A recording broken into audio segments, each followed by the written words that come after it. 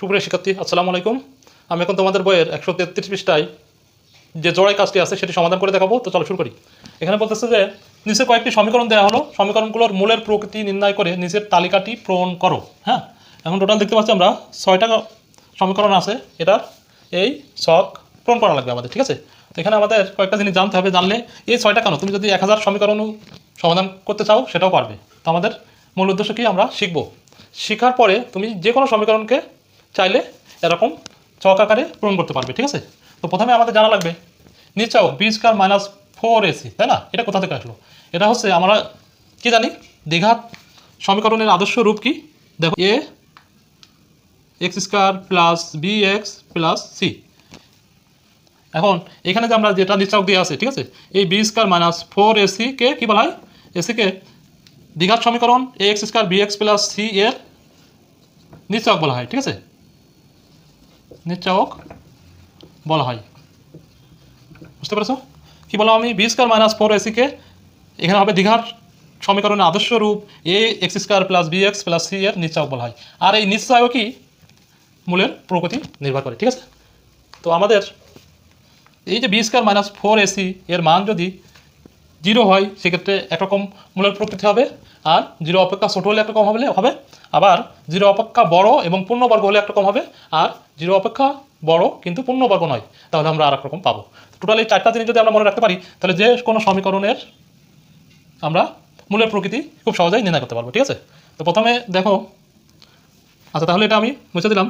কি বললাম? B square minus 4ac-কে দ্বিঘাত সমীকরণ A X square plus B X plus C এর নিশ্চয়ক বলা হয়, আর এই নিশ্চয়কই মূলের প্রকৃতি নির্ধারণ করে, ঠিক আছে। আচ্ছা, এখন আমরা দ্বিঘাত সমীকরণ থেকে আরেকটা সমীকরণ পাই, সেটা একটু জানা লাগবে। খুব সহজে আমি বলে দিচ্ছি, বেশি ডিপলি বলবো না। সেটা হচ্ছে X equal to minus B plus minus root over B square minus 4ac divided by 2a, ঠিক আছে। এটা কিন্তু আদর্শ সমীকরণ A X square plus B X plus C থেকে আমরা এই সমীকরণটি পাই। এখন এটা লিখলাম কেন, একটু এটা থেকে আমরা একটা সমাধান করবো এই জন্য। আর আমাদের মূল যেটা ছিল এই যে নিশ্চয়ক, ঠিক আছে, নিশ্চয়ক কি আমাদের বি স্কয়ার মাইনাস 4ac। এখন দেখো আমি বলি বি স্কয়ার মাইনাস 4ac এর মান যদি 0 হয়, ঠিক আছে, 0 হয়, ডিরেক্টলি 0 হয়, তাহলে তাহলে মূলের প্রকৃতি কী হবে? মূলের প্রকৃতি হবে বাস্তব, বাস্তব, তারপরে পরস্পর সমান, ঠিক আছে, পরস্পর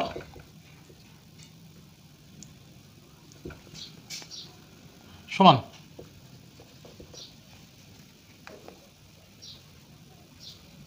এবং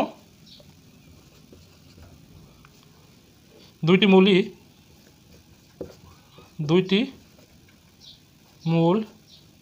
ই X equal to minus B by 2a, ঠিক আছে।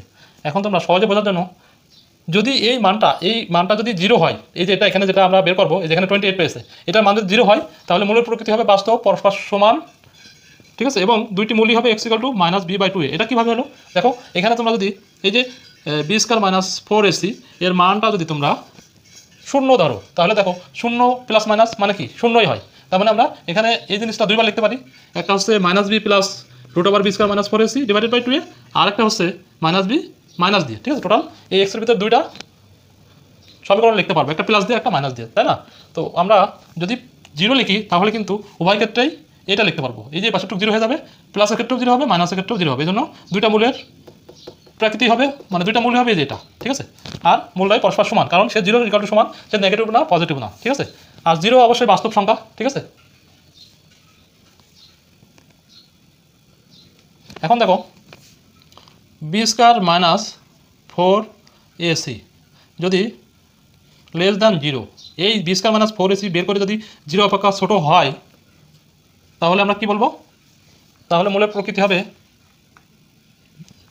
বাস্তবে মূলের কোনো প্রকৃতি নেই, ঠিক আছে, বাস্তব প্রকৃতি নেই, মূলের বাস্তব প্রকৃতি নেই। কী লিখবো? মূলের বাস্তব প্রকৃতি নেই, ঠিক আছে। এটা যদি 0 অপেক্ষা ছোটো হয় তাহলে মূলের বাস্তব প্রকৃতি নেই। আচ্ছা, এখন আর দুইটা আছে, দুইটা আমরা অলরেডি শিখে ফেলেছি। আর দুইটা শিখতে পারলে আমরা অঙ্কগুলো খুব সহজে সমাধান করতে পারবো। সেটা কি? সেটা হচ্ছে এই বি স্কয়ার মাইনাস 4ac এর মান যদি গ্রেটার দ্যান 0 হয়, ঠিক আছে, 0 হতে বড় হয় এবং এবং কী হবে, পূর্ণবর্গ সংখ্যা হয়, ঠিক আছে, পূর্ণবর্গ সংখ্যা হয়, তাহলে মূলের প্রকৃতি কী হবে? মূলের প্রকৃতি হবে বাস্তব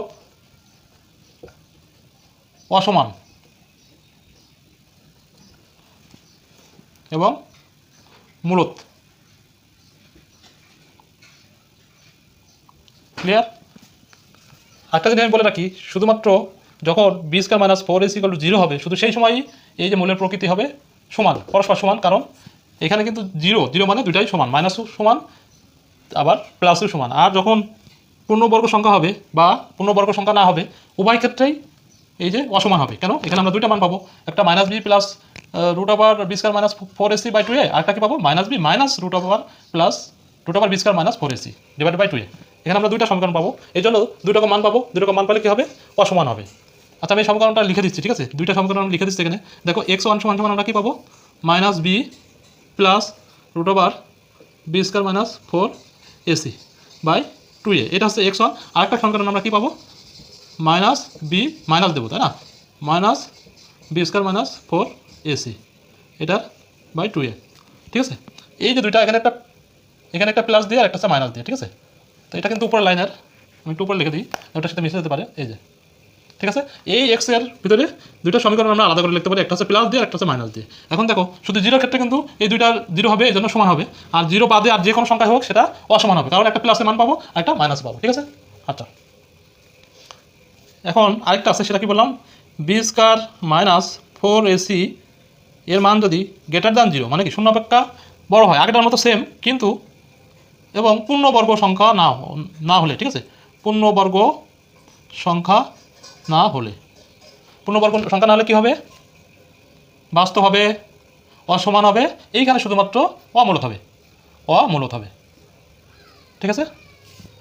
তার মানে দেখো, এই দুটার ক্ষেত্রে সবই সেম থাকবে, শুধুমাত্র মূলত হবে কখন, যখন পূর্ণবর্গ সংখ্যা হবে। এখন পূর্ণবর্গ সংখ্যা কী সেটা আমরা জানবো।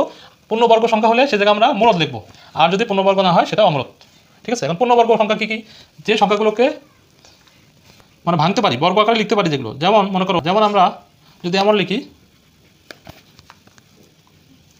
4, ঠিক আছে, 4 হচ্ছে কি একটা মূলত সংখ্যা, 4, তারপরে হচ্ছে 9, তারপরে হচ্ছে 16, তারপরে হচ্ছে 25, 36, তারপরে 49, 64, মানে যেগুলো সংখ্যা আমরা বর্গ করতে পারি। যেমন এটাকে ভাঙলে দেখো 2², এটাকে 3², 16 মানে 4², 5² মানে 25, 6² মানে কত, 36, 7 হোল স্কয়ার মানে 49, আর 8² মানে হচ্ছে 64। তো আমরা যে সংখ্যাটা পাবো সেটা আগে দেখব কিভাবে সেটা পূর্ণবর্গ কিনা, পূর্ণবর্গ সংখ্যা কিনা, ঠিক আছে।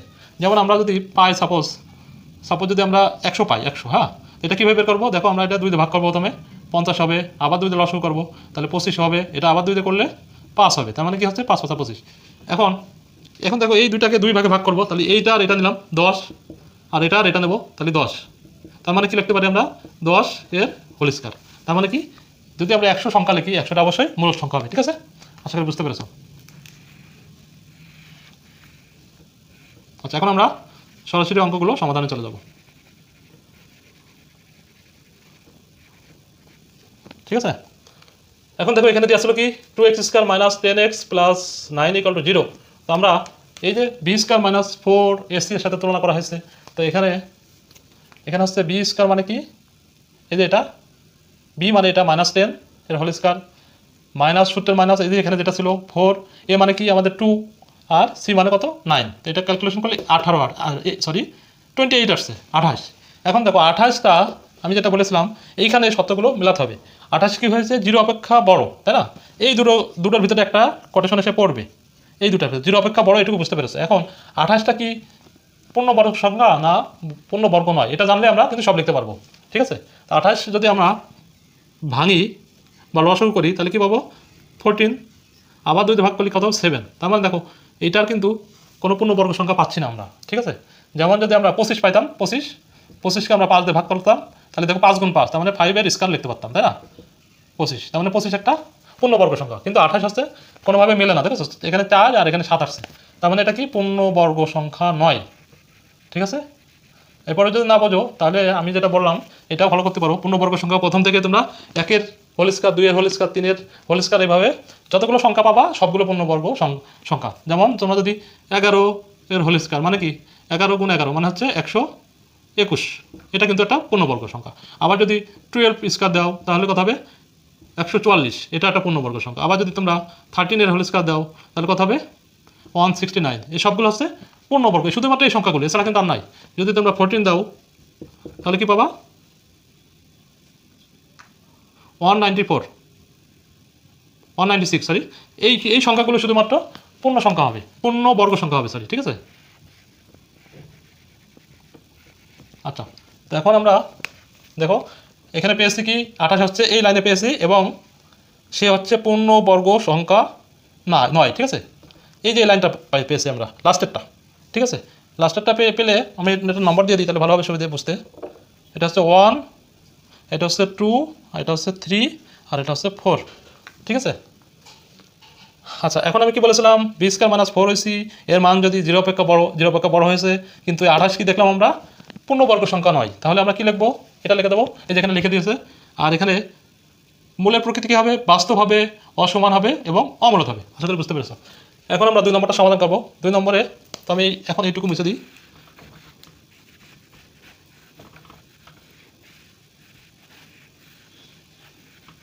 দেখো আমাদের এখানে কী ছিল 7x² মাইনাস x প্লাস 2।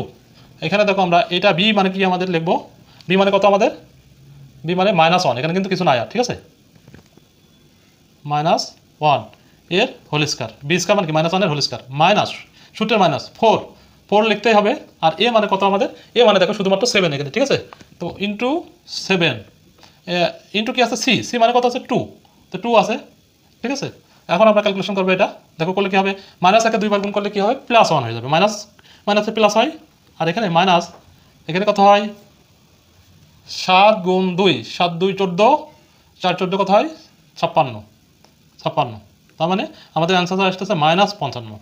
ঠিক আছে, -55 কি অবশ্যই 0 অপেক্ষা ছোট, আমরা কি লিখবো, এই দেখো এখানে 0 অপেক্ষা ছোট কোনটা ছিল আমাদের, এই যে 2 নম্বরটা, এই 2 নম্বরটা কিন্তু এখানে 2 নম্বরের সাথে মিলছে, তাই না?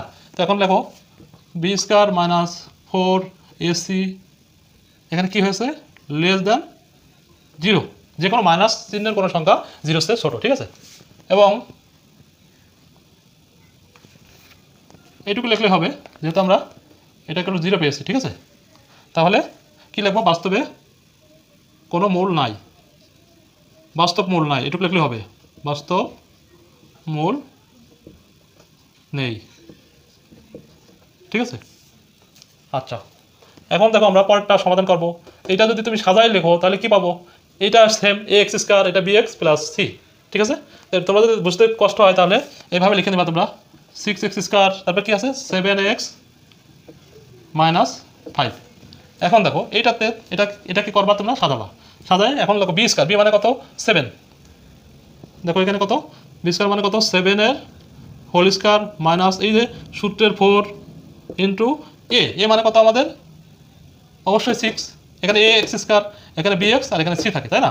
তো এখানে এ মানে কত আমাদের 6, তো 4 × 6। এরপরে দেখো কত হবে সি মানে কত আছে -5 আছে, সি মানে -5 আছে। এখন দেখো এটা কত হবে 7 গুণ 7, তার মানে 49, মাইনাসে প্লাস দিয়ে হবে, একবারে প্লাস দিয়ে দিলাম। দেওয়ার পরে দেখো এই সবগুলো গুণ করতে হবে। এখানে কত হয় 5 গুণ 6 মানে 30 গুণ 4, তার মানে 5 6 30, 30 হচ্ছে 120। ঠিক আছে, এখন দেখো ক্যালকুলেশন করলে কত হবে 169। ঠিক আছে, 169। এখন 169 কি পড়েছে আমাদের, অবশ্যই 0 অপেক্ষা বড়, তার মানে কি আমরা 0 অপেক্ষা বড় হলে আমরা কি করবো, এই 3 অথবা 4ই দেখবো। ঠিক আছে, এখন আমরা দেখবো এটা পূর্ণবর্গ সংখ্যা কিনা। ঠিক আছে, 169, তো আমি কিছুক্ষণ আগে কী বলেছিলাম 169কে আমরা লসাগু করে দেখবো, এটা কত দিয়ে যায়, এটা 3 দিয়েও যাবে না, 4 দিয়েও যাবে না, কোনো সংখ্যা দিয়ে যাবে না, শুধুমাত্র 13 দিয়ে যাবে।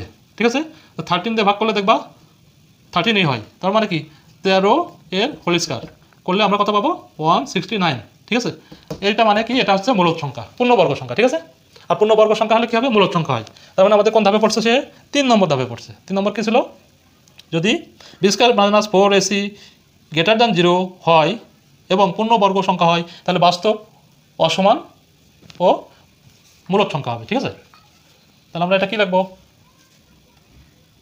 B square minus 4ac greater than 0 এবং পূর্ণ বর্গ সংখ্যা। ঠিক আছে, এখন পূর্ণবর্গ সংখ্যা এবং 0 অপেক্ষা বড় হলে কি হয়, এই যে আমি তোমাদের দেখাইছিলাম, বাস্তব, অসমান, সবগুলো অসমান হবে, শুধুমাত্র যদি 0 অপেক্ষা ছোট হয় সেগুলো তো বাস্তবে মূল্য পাবো না, আর যদি 0 সমান হয়, মানে 0 হয়, এই মানটা যদি 0 হয় তাহলে আমরা পরস্পর সমান লিখবো তখন। ঠিক আছে, তো এটা কি মূলদ সংখ্যা, মূলদ।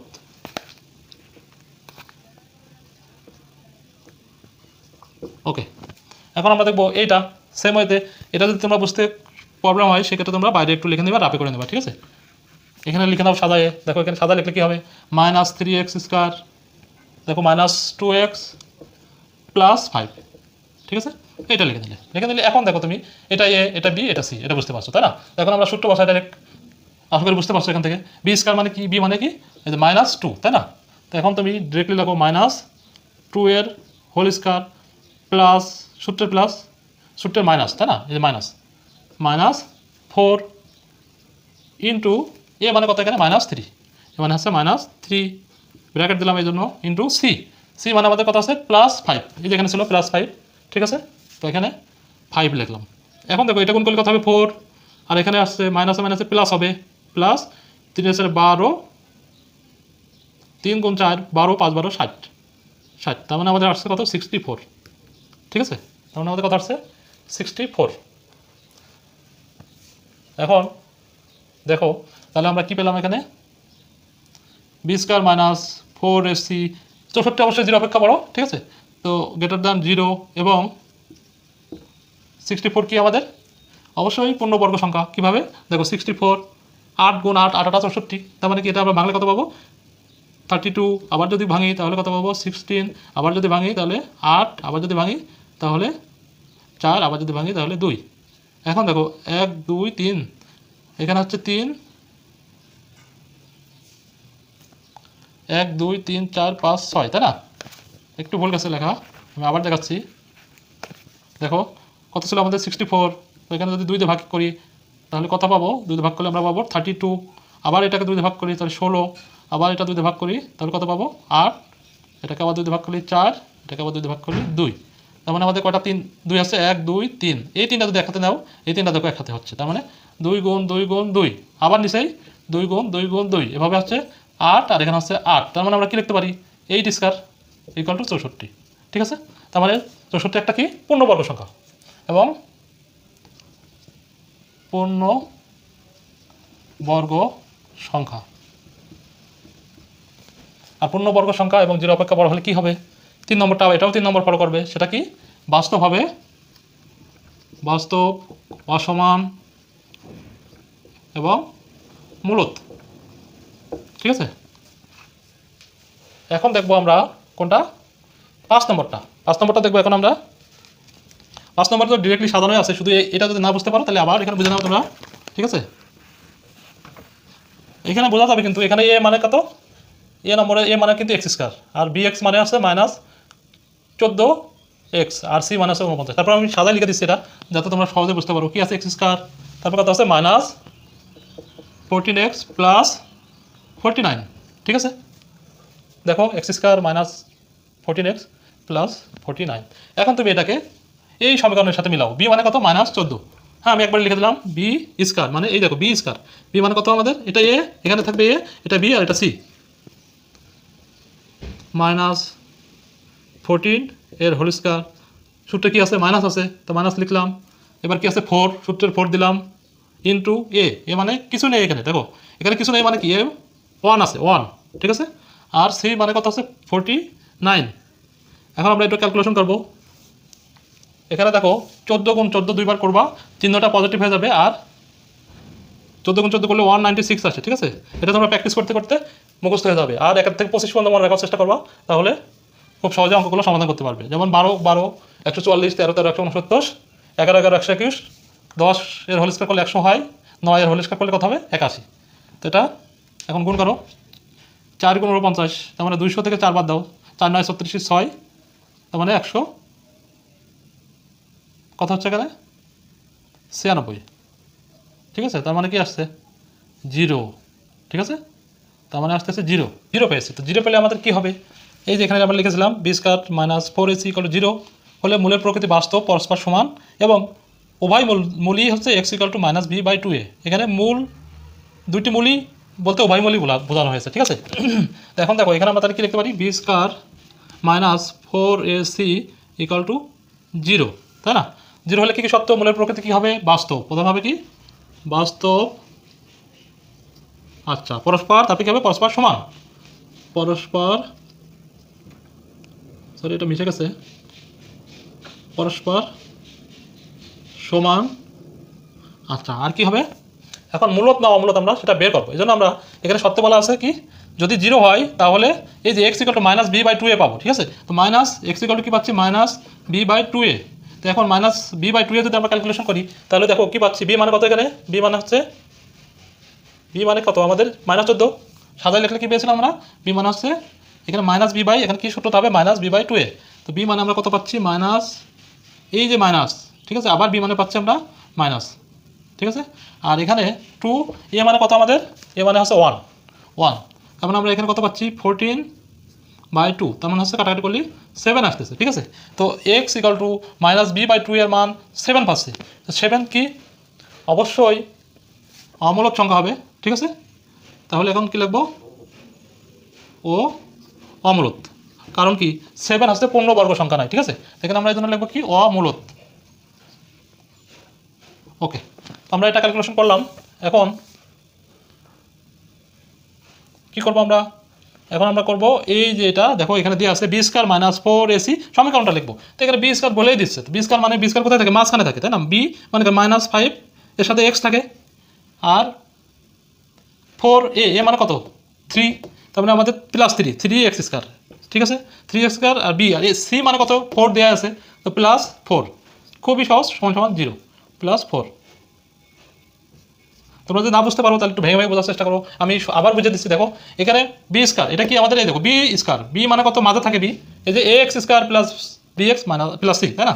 বি মাঝে থাকে, তার মানে কত? এই -5টা হচ্ছে বি, আর এখানে 4a, এ মানে কত? 3, তো এই 3টা 3x স্কয়ার লিখলাম, আর সি মানে কত আমাদের? 4, তো সি মানে এখানে 4 লিখলাম। তাহলে আমরা যে মানটা পাচ্ছি এটা ক্যালকুলেশন করে কত পাবো? এখানে পাচ্ছি দেখো 25 মাইনাস 12 4 12 48 ইকুয়াল টু আমরা পাচ্ছি -23। তো -23 মানে কি? 0 অপেক্ষা সে ছোটো, তাই না? তার মানে আমরা এই 2 নম্বরটা পাচ্ছি, এই 2 নম্বরটা হচ্ছে সত্য ফিল আপ হচ্ছে। তাহলে দেখো যদি লিখবো আমরা কি? B square minus 4ac less than 0, আর লেস দ্যান 0 হলে আমরা কী পাবো? বাস্তব মূলের বাস্তব প্রকৃতি নেই। ঠিক আছে, এই যে বাস্তব মূল নেই, এটা আমরা লিখে দিলে হবে, বাস্তব মূল নেই। ঠিক আছে, আশা করি তোমরা বুঝতে পারছো। এরপরে যদি তোমরা যারা না বুঝতে পারো তাহারা কি করবা? এই সমীকরণকে, সবগুলো সমীকরণকে এইভাবে লিখে নেবা। ঠিক আছে, যেমন এটা আমি যদি এভাবে লিখি, A X square plus B X plus C, এটার সাথে কল্পনা করে তোমরা যদি না বুঝতে পারো তাহলে কি লিখতে পারো? এখানে এ সমান সমান লিখে নেবা, এ সমান সমান 2, বি সমান সমান -10, আর সি সমান সমান কি? সি সমান সমান 9, এইভাবে লিখে নাও। ঠিক আছে, A equal to 2, B equal to -10, আর সি সমান সমান 9, এরপরে মানগুলো বসাও, তাহলে তোমরা সহজে বুঝতে পারবে। ঠিক আছে, সেম হয়তো এখানে লিখে নেবা কি? এখানে সাজায় লিখলে এর মান কত? এখানে A equal to 6, B equal to কত? +7, আর এবং সি ইকুয়াল টু কত হবে? -5, এভাবে লিখে নেবা। ঠিক আছে,